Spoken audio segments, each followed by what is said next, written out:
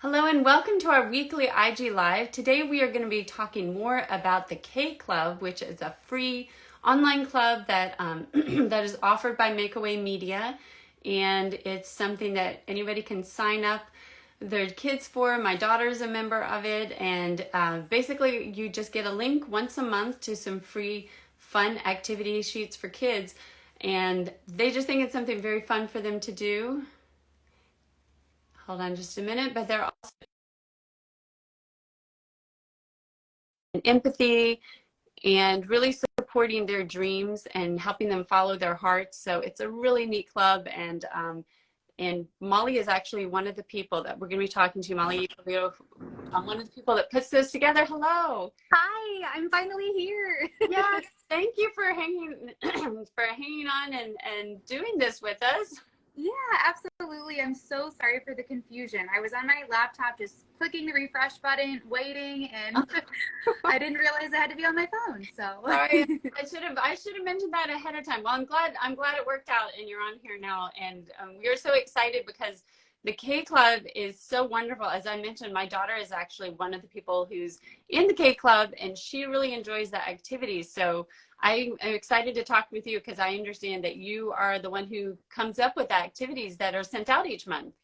yeah, that's correct. So last year, Dee Dee actually approached me and asked, after I had made some educational resources for her book series, if I would be interested in creating some different resources for the K Club.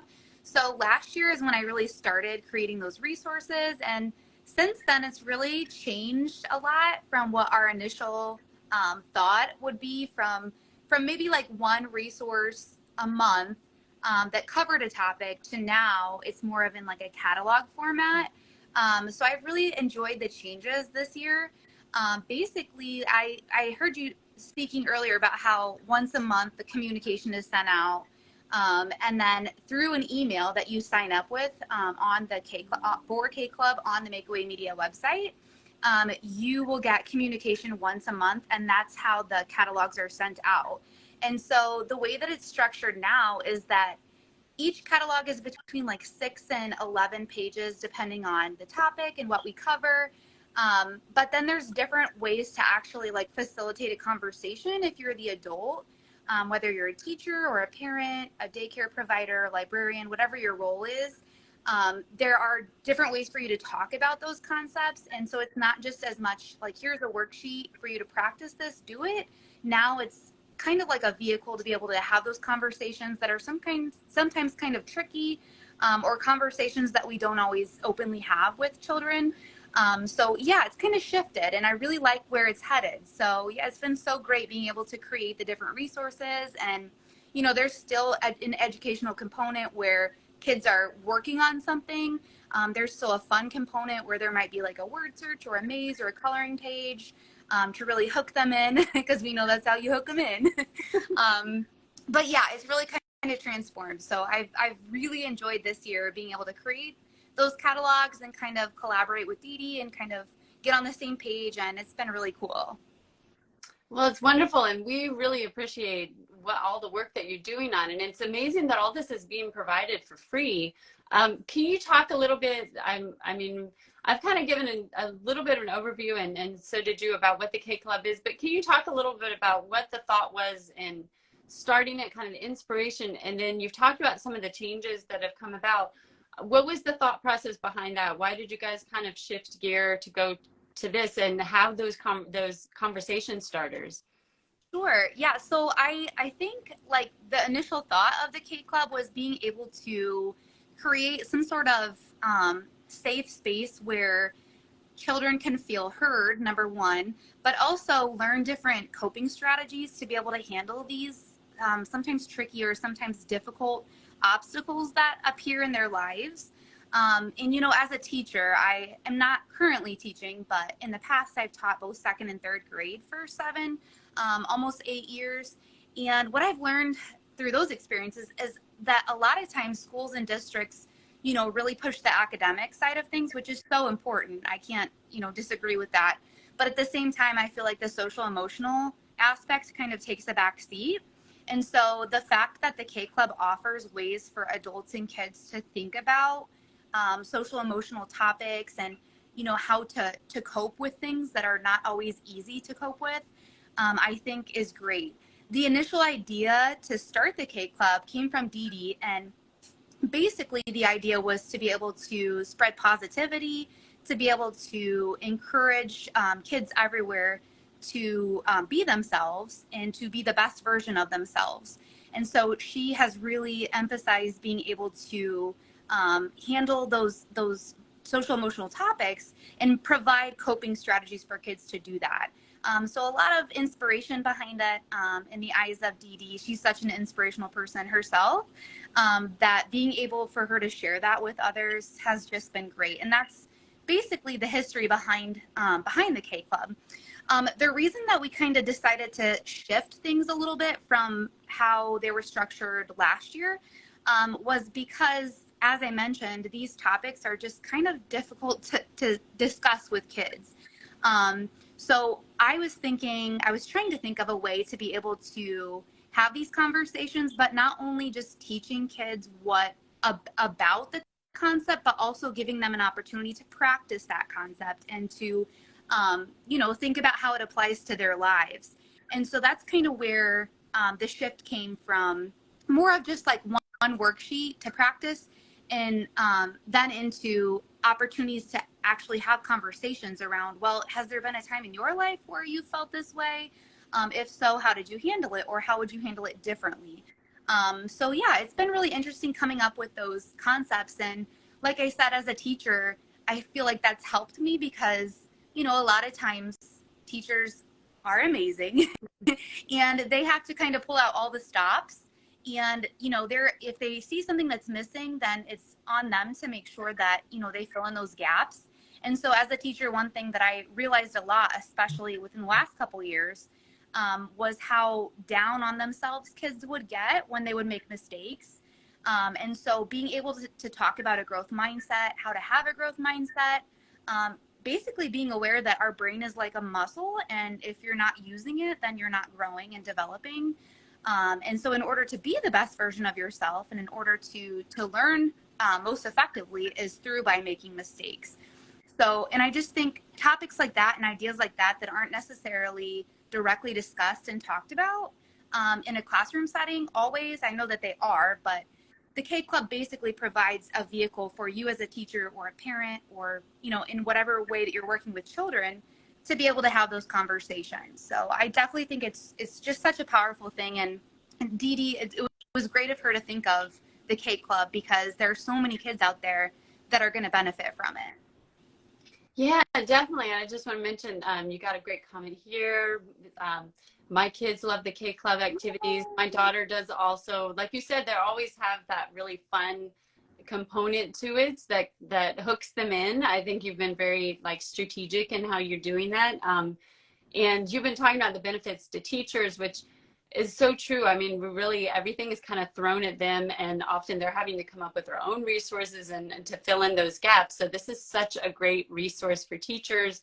And as a parent, it's a really great resource for me because, you know, like you said, sometimes it's hard to know how to talk to kids about these kind of concepts, or, you know, how to bring it up, or how to let them practice it, you know. And so this is making my life easier to that.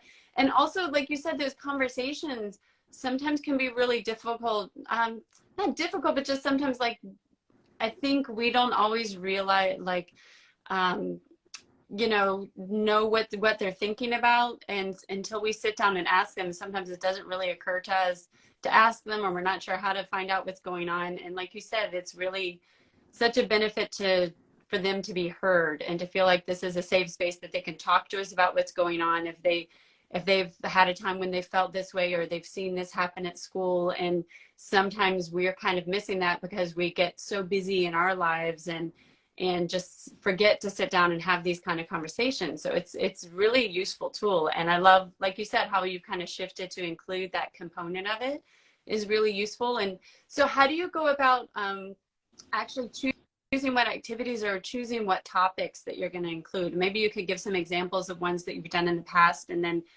why did you decide to do those? Right. Yeah. So I feel like, again, just that teaching experience has been invaluable when it comes to thinking about like what topics I should cover next or kind of where I'm headed in that direction. Dee Dee and I have both collaborated kind of on a schedule that makes sense, and what times of year are most appropriate to talk about different things. Like, for example, at the start of a new school year in August, it makes the most sense to kind of talk about friendships, and then maybe move into bullying. And so we've really thought about like the schedule of things and how it would play out for most kids, and what would make the most sense for the time. But yeah, having that teaching experience has been so great because I kind of know those gaps that are missing in the curriculum anyway for the schools that I was teaching at. And I know that I've only seen directly two school districts, but I know that it's likely similar for a lot of teachers out there too, feeling like this missing component that we really need to integrate more. So kind of just seeing everyday interactions with kids too, and what were issues in my classroom and what were things that came up quite a bit in terms of like topics of discussion. For example, one thing that I felt like towards the end of my last year teaching in a third grade classroom that was a huge issue was like cyberbullying. And that's such a hard, difficult topic as an educator because a lot of times it happens outside of school, after hours, maybe like late in the evening hours. And then, you're not directly seeing it. So you're not sure exactly, what exactly happened. It's just a really tough situation as a teacher. And I know it's tough for kids too, obviously, to be able to deal with that. And so I knew that in the catalog that I wanted to create for bullying, that I wanted to for sure include a section on cyberbullying because our world today is just so different than when I was in school even.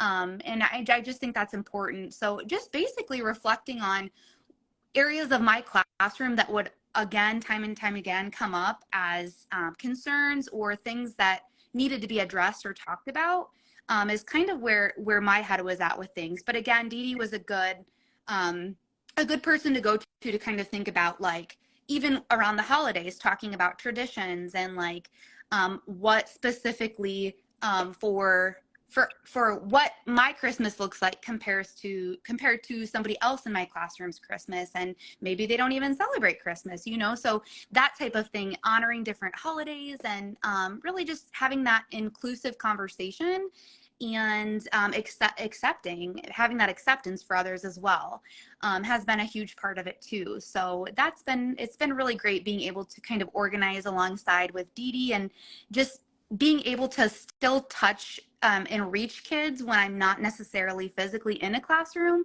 has been rewarding for me too, because as much as I love staying at home with my girls, I would not change it for the world.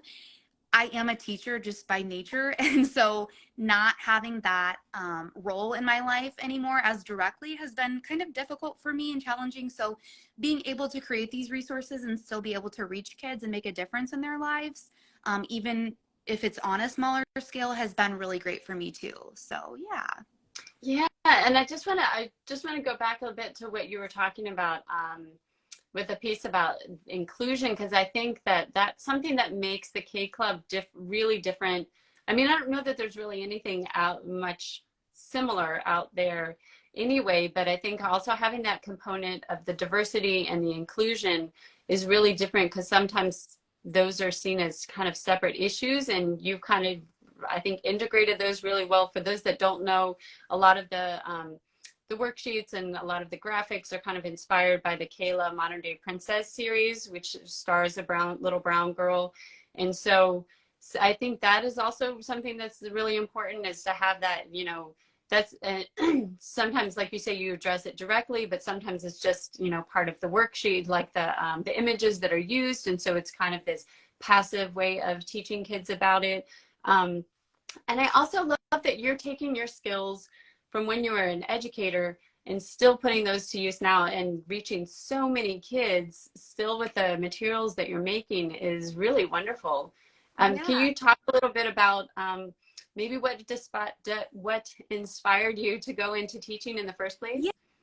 Yeah, it's hard. I feel like when you ask a teacher that, they always think of that one either one or two few teachers that they themselves just, grew to love. And so I definitely have, two specific educators that come to mind when I think of, why I would be inspired to become a teacher myself. And, education, teaching was something as a child that I played all the time, even though, my classroom was a bunch of stuffed animals and it looked a lot different. It was something that I always felt like I enjoyed doing, and not only teaching, but also learning. I feel like if you are going to be a teacher, you have to love learning. And that's something that I feel like I'm a lifelong learner. I'm always trying to learn more or do more or try something new. And so I feel like those qualities are definitely important if you are going to, work with children and kind of be that inspiration for them, and to inspire them. Because like I said, even now I'm thinking of my two or three educators that I had as my own teachers, growing up, that were just so special to me. And so I think that's definitely that was a huge motivation, for me. And now, kind of to touch back on the point you made about the diversity piece, I feel like it is important for me too, having this larger audience, to be able to create materials that, every kid can see themselves as part of. And so there's little kind of like examples in the catalogs where, you might learn about what it means to cyberbully. And then there's a visual of kids, and they all look different and their names are different too. And so then the text next to the picture is kind of like a story format, so and so is feeling this way because so and so said this. And then it provides an opportunity for discussion. So even being able to include, different names, and kids that look different from different cultures, has been huge to me too, because I feel like, being able to be at the heart of those, resources that are being seen by kids everywhere. It's important for me to be able to make sure that I'm reaching everyone. And so then that's been very, special for me as well too. And it's kind of like Dee Dee and I were talking, it's like things looked so different even when I was a kid. And so being able to create these materials to, make a more inclusive, situation, I think is just important to me in general. So it's been not only inspiring, but also just something that I enjoy doing, and that, like I said, I feel like kind of fills my teacher bucket in that sense. So yeah, it's been great. I've loved doing it, and I hope that, it just continues to grow from here. That's wonderful. And I just love that you put so much thought and care into all these little details, like even which names the kids are given in the stories. And that it's something that's so fulfilling for you. I think that comes across. I think when somebody does the work and they're not inspired, I think that's obvious. And when they're really, when it's kind of a comes from their heart, I think that is obvious as well. And so I think that's part of what makes the K Club so special. So thank you for joining us today and sticking with it through the technical steps. I really appreciate it. And thank you for all the work that you're doing. It really is having such an effect on so many kids. And so if you haven't signed up yet, just go to the Makeaway Media website. You can get the link in our bio and sign up. It's totally free. Everything, it's just the cost of printing out the materials, or you could even, probably find a way to do that.